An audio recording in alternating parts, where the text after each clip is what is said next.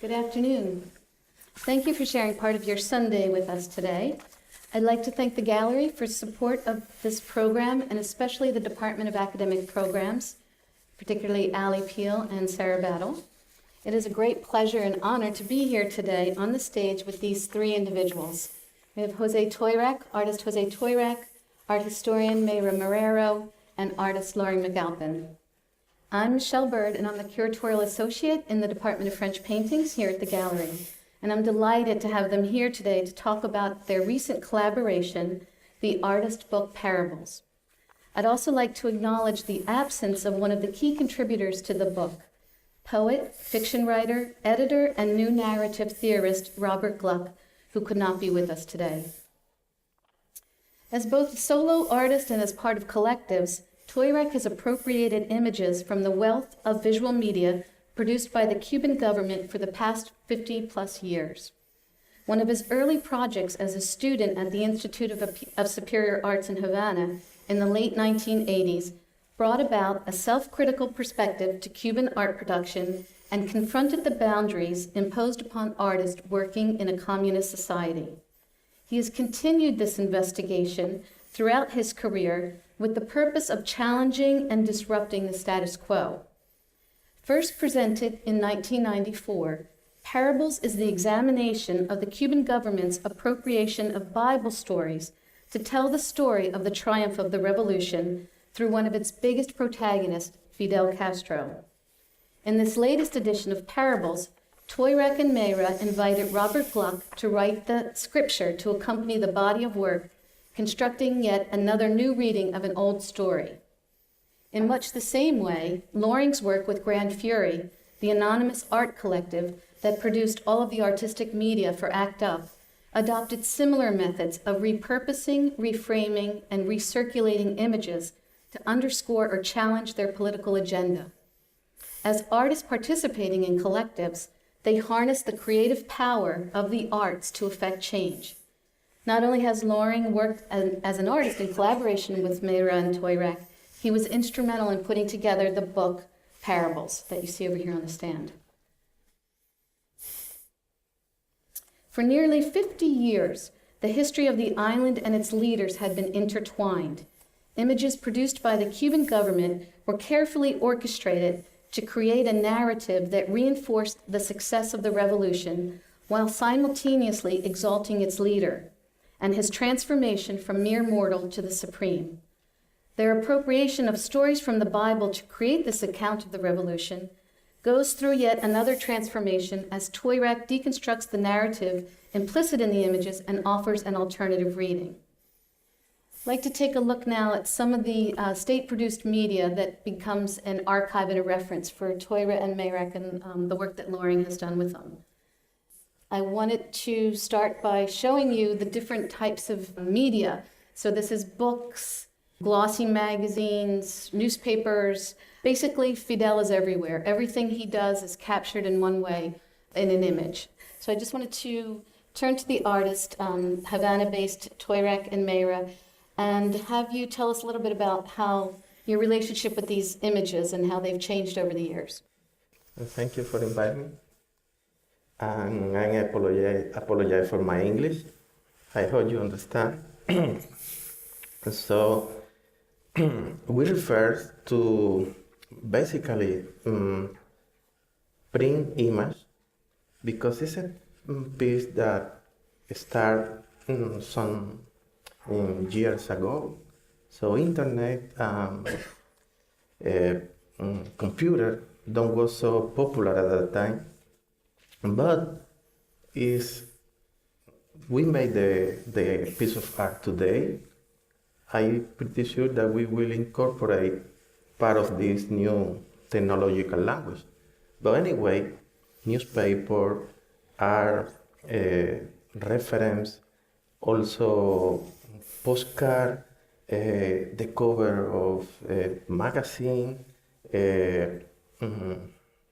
history book, whatever is around us or was around us at that time, have a strong influence of regular people. Even when they are not conscious about that, they are building or try to orientate your thinking about reality, you know. We learn in the school how to deal with that in the art world. I mean, if you want to understand the medieval art, you need to know about the context of medieval art. It's not the present day, but you need to make an effort to understand why the representation at that time and the meaning of at that time of the representation, and why means something also for us today, you know. But when you have the tool and you go out of the art school, you realize that reality is the same. I mean, everything affects to you and is image everywhere. But you need to understand this image. You need to understand why they produce, I mean, the government or whatever produce the image to make an influence to you. So our piece of art is thinking about why. Always we ask a question, why, and try to find the process. We don't say the answer to you, but we say, watch out, nothing is very naive. Something is an intention behind. That's the... So as an artist, do you feel it was part of your process to reveal to the public some of the hypocrisies and inconsistencies that you found in these images that were widely spread? Of course.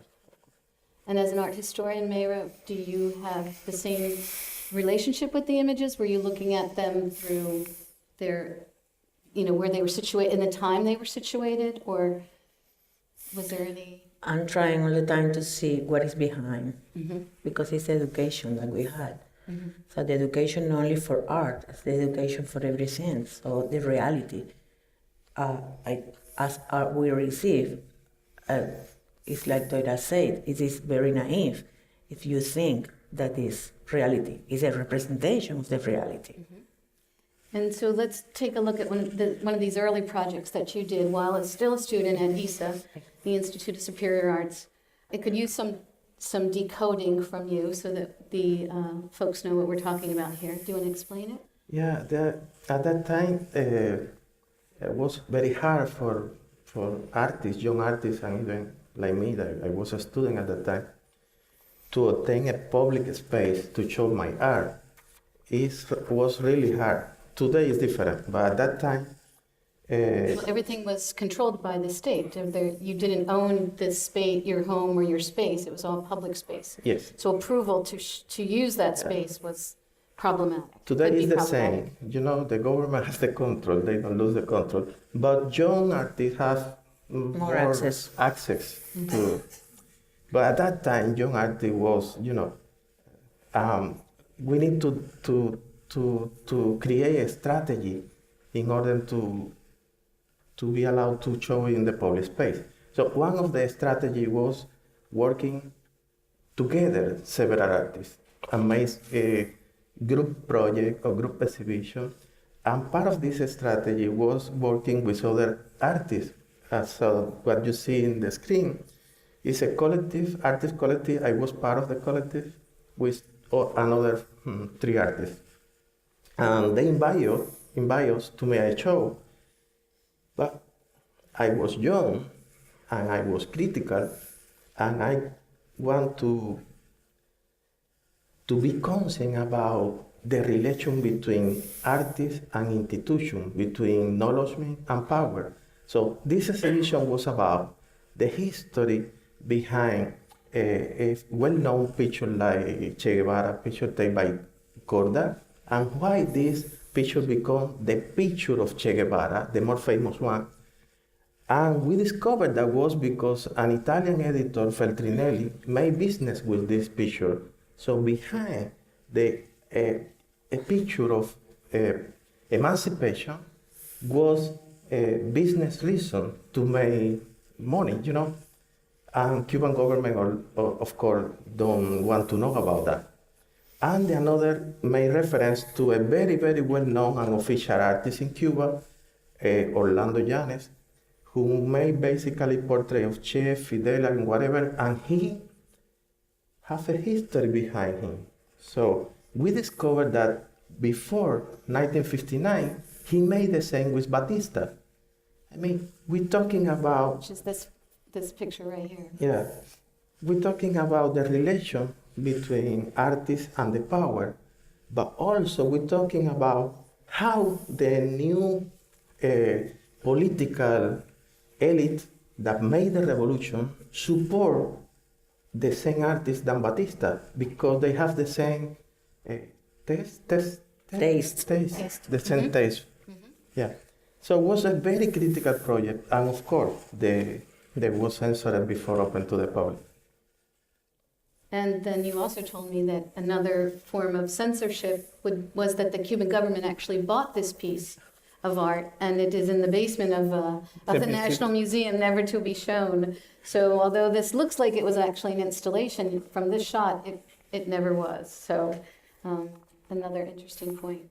Let's move on to how you started really looking critically at the photographs. This is a photograph pre-revolutionary on the left, and then pre-revolution, and then post-revolution. And you can just see in the way that the picture has been fashioned, there's a very different message being, exhibited.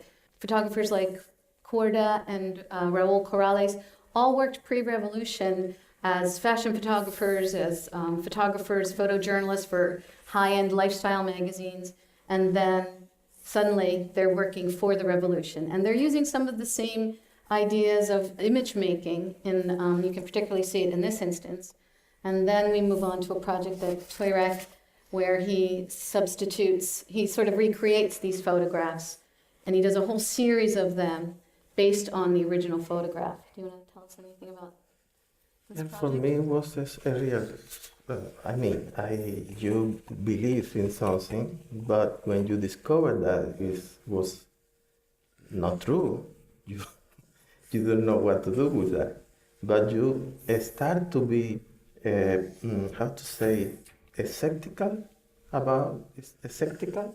Cynical? Skeptical? Yes. Skeptical. Skeptical. About everything, and I was a teenager at that time. So I realized that the authentic picture of the revolution, Fidel was handsome enough. So he needs to create the new iconography about the Cuban Revolution. And he asked to very well-known photographer from the fashion photographer to make the new picture of him.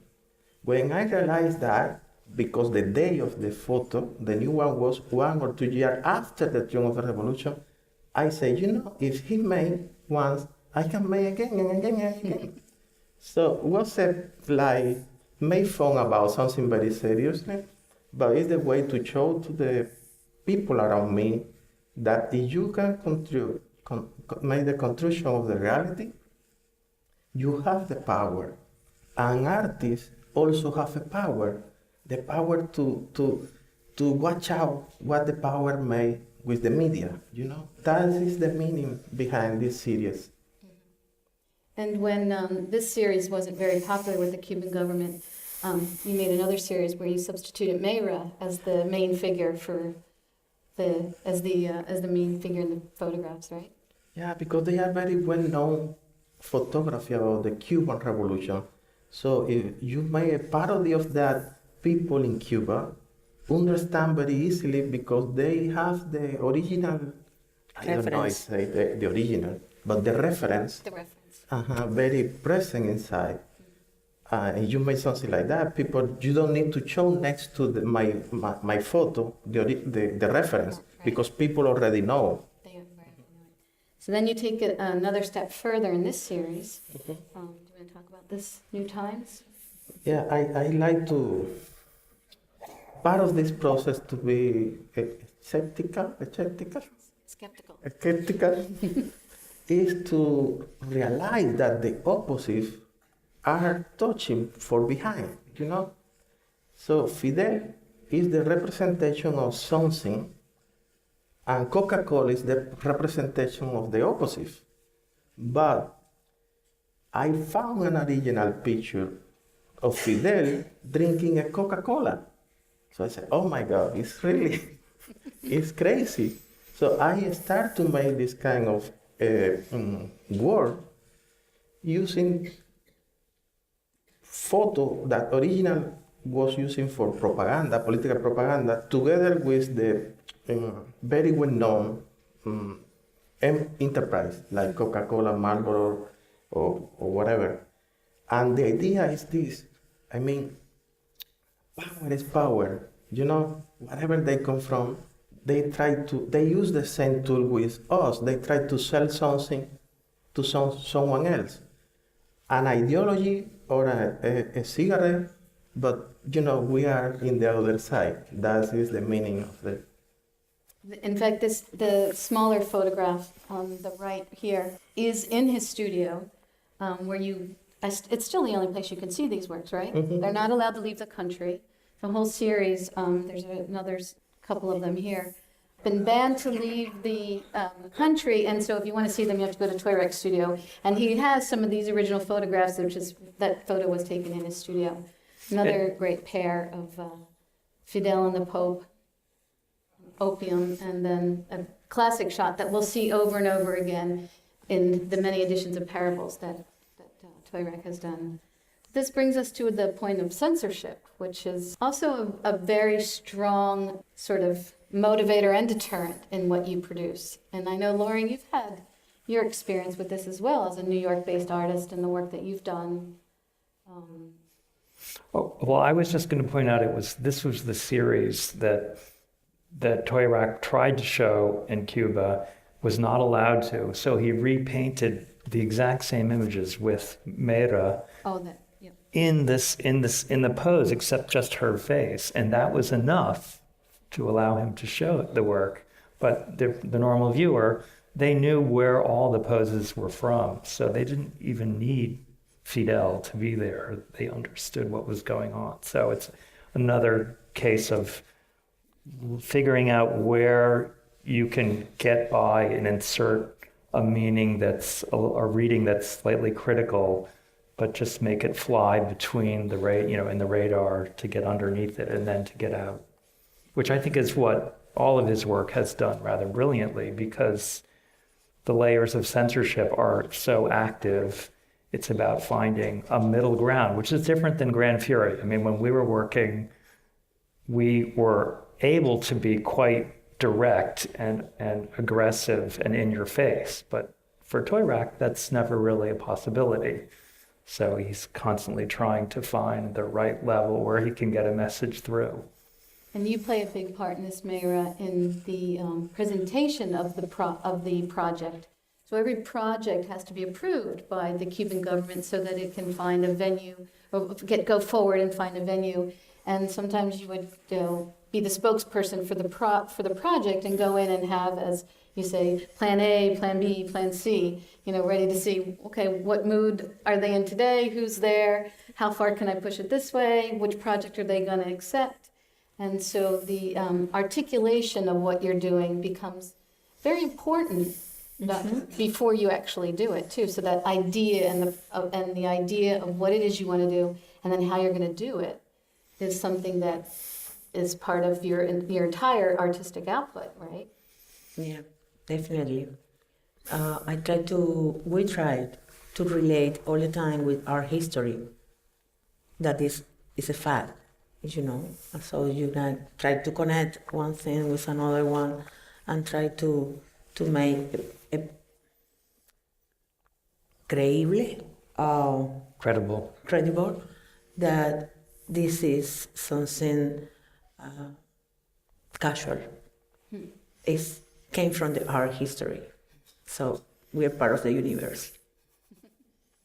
And so then also, since this particular body of work can't leave the country, you did have a fellowship outside of the country, and so you created another version of it. Mm-hmm. And I love the title of this, and then we should probably talk a little bit about titles, because there's a lot of, even parables, as when we get to the book, you're already setting up a precedent, you're setting up the idea that this carries with it a lot more than what's going on. So, do you want to talk about this project a little bit? This was shown in Miami, finally, 2000. What did I say? 2009. An important strategy. I mean, many of the decision that at the beginning was part of the strategy decision to make public our art become part of our style or our something that is characteristic of our world today. One of these is that we always use material that come from the public domain. That means that the censor already say yes about this material. That's why it's public access in Cuba. So we use this material to create our art because it's the way to go around the censorship, unless the first level. The another thing that we made is that put different pieces of information together and create a new narrative. That's the case of Parable, but that's the case of this series. This series is about the Cuban history as told for something else. So it's funny because if we create this piece in Cuba, we cannot take out, but we get a fellowship in Kentucky and we produce the piece, but we cannot take in. So thank God someone from the museum bought the piece, and now it's in America. All right.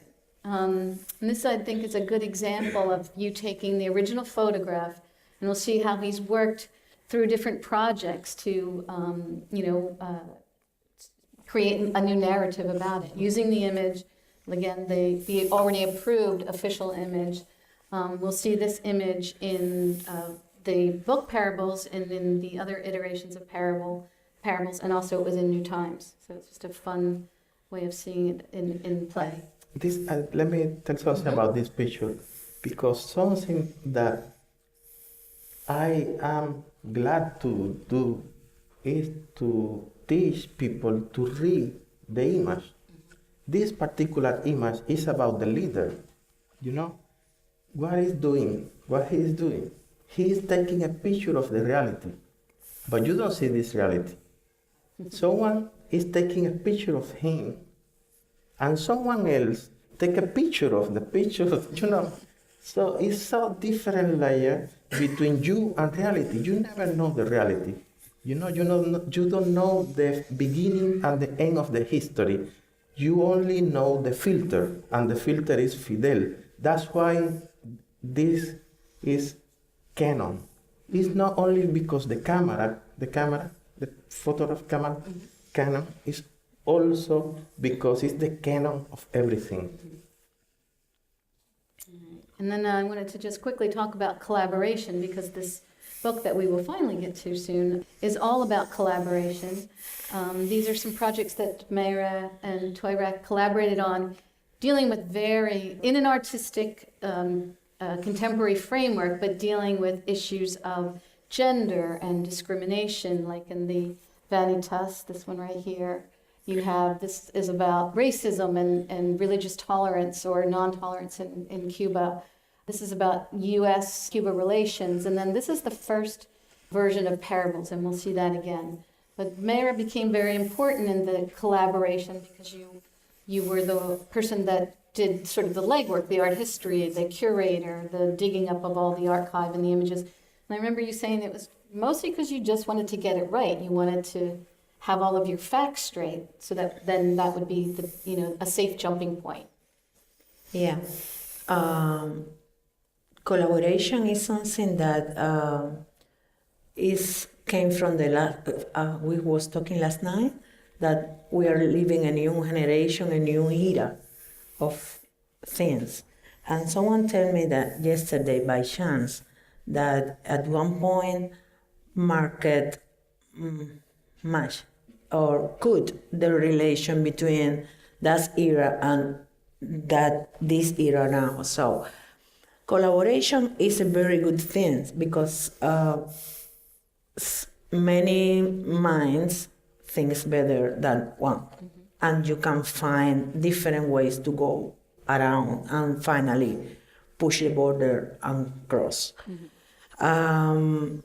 Of course, our history and Cuban history and the relation between our educations that was different but was at the same time the same context made the match for do very different pieces, very appealing, en apariencia, appealing?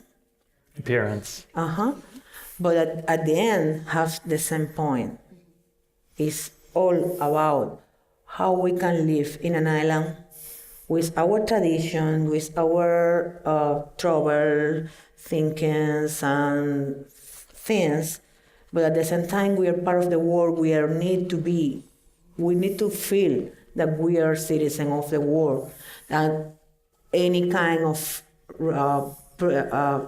country now can be the same of the Soviet Coagula, or any country have the situation that need to put together all the spread people that have around the world with by chance of religion or by chance of vanity, because it's feeling of everywhere of everyone.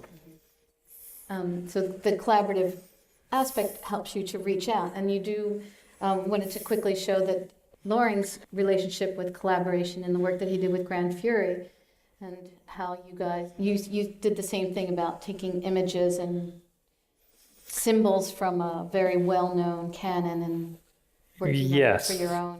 And here it's the similarities are very clear because we're both looking at historical figures and leaders. In the case of the Grand Fury, or at that time it was actually ACT UP's installation. It was at the New Museum, and it was actually the project that launched Grand Fury.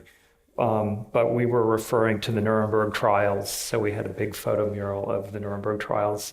And in front of that, we put various public figures who at the time were saying things about AIDS that we found objectionable and we thought needed to be highlighted. So yes, Grand Fury worked to take imagery that largely existed in the world and to reframe it and to use of conventional spaces of advertising, but to insert our message so there would be a sort of shock of seeing an image that you thought was advertising something commercial, but then you realized, oh no, this is a very different message.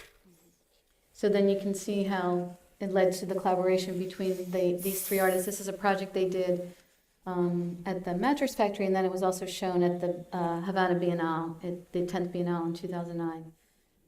And Robert Gluck wrote the text for this, so we'll bring Robert back into it. He couldn't be with us, but you want to talk about this project a little bit? And then Yes, I prefer that Loring talking about because his English is better than mine. And we are. Well, they were invited to do an installation for the Mattress Factory. There were 9 artists that were invited to this, and they invited me to participate with them. It was in Pittsburgh, and this was post 9/11. It was, 2008 when we were starting to think about it. That was still part of our thinking to try and see, well, Guantanamo was going on, and we wanted to do something. It was also in Pittsburgh, which is the home of Andy Warhol, and we decided to use that as to sort of meld those things. So in each element of the installation, there are aspects of it that refer to Andy Warhol. So the camouflage in this piece, we had 2 walls of camouflage, was the exact pattern of a camouflage painting that Andy Warhol had done, but we were reassigning colors, and the grid of the faces there is from one of the most famous Warhol pieces, which was 10 Most Wanted Men. Was there 10 or 12? But it was a piece. So we were sort of using his forms, but inserting, again, new things into it to create new meanings. So this, you can see the similarity in the working method. And then let's move on to parables. Well, there are examples of parables here in the gallery. I just thought I would highlight these. artists have been looking at these stories and using them as inspiration. We have in our collection etchings, wood prints, woodcuts, paintings from the 15th century, 16th, 17th, 18th, all the way up to the 19th, 20th, 21st century. Two of my favorites, both dealing with the Last Supper. Couldn't resist putting these two together. And then the first iteration of Parables, where Toy Rack, using the photographs that have been circulating, recreates them in drawings. And it's the first time he's constructed narrative produced by the Cuban government to equate the life of Fidel in the same, the stories and the teachings and in the same way. This is the first iteration. Then the second one, which is using original source material, which was shown in Toronto, with just, it's hard to read here, but there's a little bit of a detail, just the text with the actual, parable number on it. Another detail that shows you using original source material. The third version, which is then digital prints, and again, 33 in the series in the life of Fidel, using again all of these same photographs in a different way.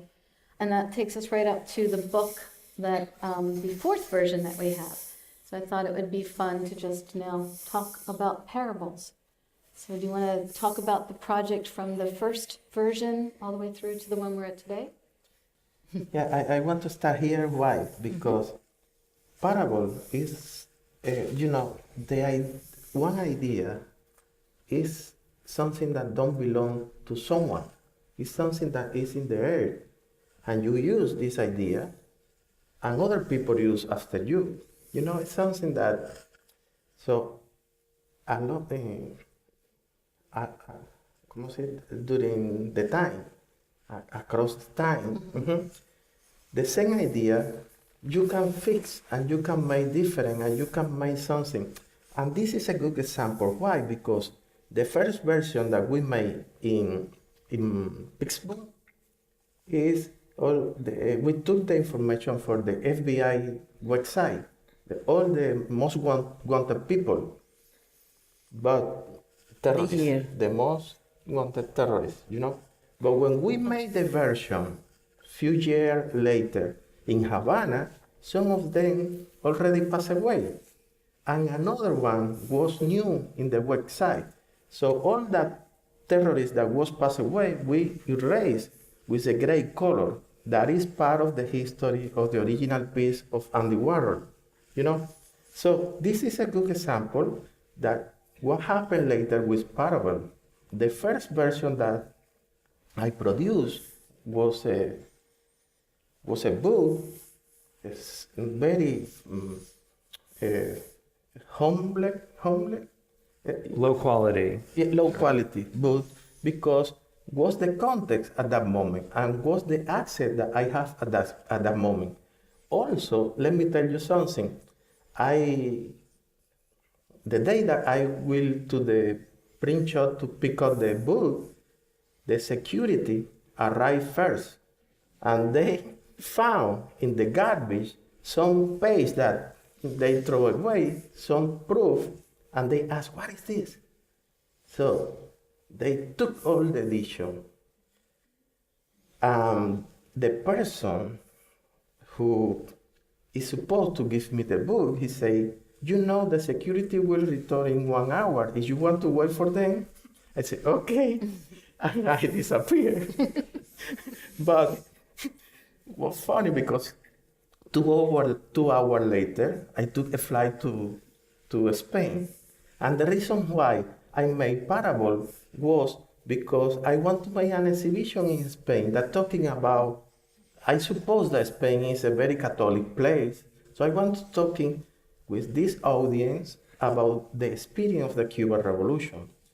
But I traveled to Spain without the book because the security kept for them. Meira was who had the responsibility behind to deal with the problem. But after 2 months, they come to us and say, okay, no problem, there is the book. But they took so many. The edition was for 500, for instance, and they give to us back just the half. So I can imagine what happened? What happened is that at least 250 people need to check the book and say, okay, no problem. But Fidel was alive at that time. And who will take the responsibility to say, no problem, because it's about Fidel? So it's a very high risk. So I suppose that one of these people was Fidel. So someone asked to Fidel, what about this? And he said, what is the problem? I am God. That is the history behind. But after that, we come back to the idea and we made different. And Different of course, versions. yes, the last one is the fancy book. It's a luxury. The luxury book. Many years later, I mean, decades later. So when we did the installation project together, I think the last iteration in Havana, they came to me and said, we really want to make this like a Bible, like a precious object, a beautiful object. So I said, oh, I'll help you out. Thinking that, I could just go out and find a publisher to make this. I subsequently discovered that the world of very high-end fine press publishing is almost impossible because collectors would rather have something go up over the couch than to have a beautiful object book. So I then realized I had to publish it myself. So I went out. We had already worked with Bob Gluck, who was an old friend of mine. It also turned out that the style of writing for writing a scripture was exactly suited to the kind of writing that he liked to do. So we brought him in, and then when I realized that I had to publish it, I just started looking around. It turns out that I had worked on a book. The Museum of Modern Art has every year, the Library Council there does a very fine press book. And a friend of mine had worked, one year had done the book and had worked with a bookbinder named Mark Tomlinson, who was incredible. And fortunately, I had the good sense to go to him and say, help us make this into a beautiful book. So we worked with Mark Tomlinson and also a graphic designer who's a friend of mine, Cynthia Medansky, came on board. So together we had this team of people bringing skills from different areas, and we made Parables, which, as you can see, it's a large book that's dictated primarily because we wanted the scale of all of the images in it to be exact to what they were in real life. So it had to be this big. I have a statement from Robert Gluck to read just about how he approached the writing aspect. So I'm going to read that right now. Parables is a product of friendship and admiration. I worked before with Toirak, Mera, and Loring. I wrote a catalog essay for their installation, In God We Trust, America's Most Wanted, for the Havana Biennale in 2009. The rules governing this project: I write a scripture without using the names of Jesus or Fidel, as though I discovered these images by accident and felt compelled to make a religion. I could not be ironic, I could not crack a smile, and I could not wink at the reader. I had to write with total sincerity. In other words, an impossible task, which is exactly the kind of writing task I like. So there were many things I was not allowed to do, but what could I do? I borrowed a parable from one of the Gnostic Gospels, the Thomas Gospel, to help shape this work. I like its collapsing of binaries and its focus on the meaning and the power of an image, a concern shared by Toirak, Mera, and Loring, and by Fidel and the Communist Party in Cuba as well. I like that paradise is not a fixed thing, a static point, but instead an endless succession of images, endless narration, image replacing image. Here is the parable from the Thomas Gospel. Jesus saw some infants who were being suckled. He said to his disciples, "These infants being suckled are like those who enter the kingdom." And Bob notes, this is interesting because of its suggestion of the breakdown or porousness of ego boundaries. Back to the parable. They said to him, "If we then become children, shall we enter the kingdom?" Jesus said to them, when you make the two one, and when you make the inside as the outside, and the outside as the inside, and the upper as the lower, and when you make the male and the female into a single one, so that the male is not male, and the female not female, and when you make eyes in place of an eye, a hand in place of a hand, and a foot in place of a foot, an image in place of an image, then you shall enter the kingdom. Thank you for reading that. You had said in conversation last night that you had always envisioned this as the book that it is now today, right? Like from the very start, from the very first version of it, but that you had no way of doing that, decades ago. Yeah, I think it's important to realize the difference between a book and a piece of art that has the shape of a book. That's important in this case because the best way to materialize this specific idea is a book. That's the point. So there's a few more pages from the book, and then I was going to ask Lauren to actually read some of the text. Should we go back to number 2? Let me go back to number 2, yeah. This way. Okay, so this is In the they explain the press image. The press image is in the very beginning of the 60s. Fidel has the opportunity to come to America and talk in the United Nations. General Assembly of the United Nations. and he said that the only way to fix the food is to change the system. So, but he made a long speech. It's in the Guinness Book of World Records. Yeah. But this It is. It was like 4.5 hours long. Well, a lot of it was a railing against imperialism and the United States meddling in the affairs of Cuba. And we'll go through a few more chronicling, the life of Fidel from the very beginnings of the revolutions, from his ponderings, musings, agony, crucifixion, I mean, you name it, they're all in here. Expulsion of the merchants. This is the Sermon on the Mount, which is the 10 peso note that they've taken, this very triumphant speech that he gives in the Plaza del Revolucion. Very famous photograph, then, as Lauren said, ends up on the 10 peso note. There's the original photograph by Raul Corrales.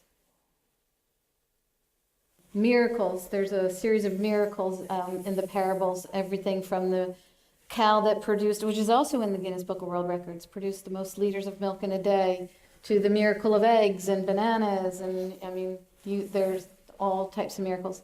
The Transfiguration, when this mere mortal becomes a beyond, which is another one that Lauren is going to read. Okay.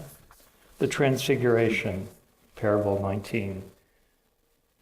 Perceive the true mystery, God and the name of God. Everything is translation at every level in every direction, from word made flesh to flesh made word. White clothes and shining face, the ecstasy of translation, the mysterious solidarity of flesh and word. I hold a star in my hand, not a falling star, but a star that is still living. And I want to just point out too that as in prayer books, when the text is in red, it's the voice of God or the voice of Jesus. So that's how things get notated. Entry into Jerusalem, another one of these triumphant moments of the revolution. One of my personal favorites, the resurrection. This is Fidel on his 80th birthday. He had undergone emergency surgery, and people hadn't seen him for a while since he had been everywhere for the past 50 years, and suddenly he's not. So he's holding up the newspaper with the day's date on it to prove that he's still alive. And this is called the resurrection. When image becomes image, it wears a shirt like other men. The primordial element is the present tense, a multiplication of presence which takes the form of flesh shirts for the man-made image made God. As if the air were fabricated, the weave magnified so many times that his body passes easily between two bands of light shadow. There are so many image sepulchres to rise from. And it's of particular note since most of the photographs, in fact, almost all of the photographs of Fidel, he's wearing his military uniform. And here he's wearing a rugby shirt because he's recovering from his surgery. Shroud of Turin. This is the bloody name of Fidel written by a soldier that you see as the laser cutout in the front of the book. Before the soldier died, so Yes. it's meant to be proof of his devotion that in the moment of dying, he chose to write Fidel. And then it ends with the Holy Trinity, which Toyrek and I remember in Toronto came up with a subtitle for this one called Me, Myself, and I, which we thought was very funny. But, and this is where it ends, the Holy Trinity. I just want to point out one more thing. We decided in the book not to have any information about the images printed into the book so that it would be like a Bible, that everything you needed in the world of in the religion would be there. But in the back, we included a fold-out index sheet, which includes all of the images and gives their context and a little bit of their meaning, so that for those people who didn't memorize the revolution, they could be reminded of what the source material was. I think that's all we have time for. So thank you all for coming out. Thank you.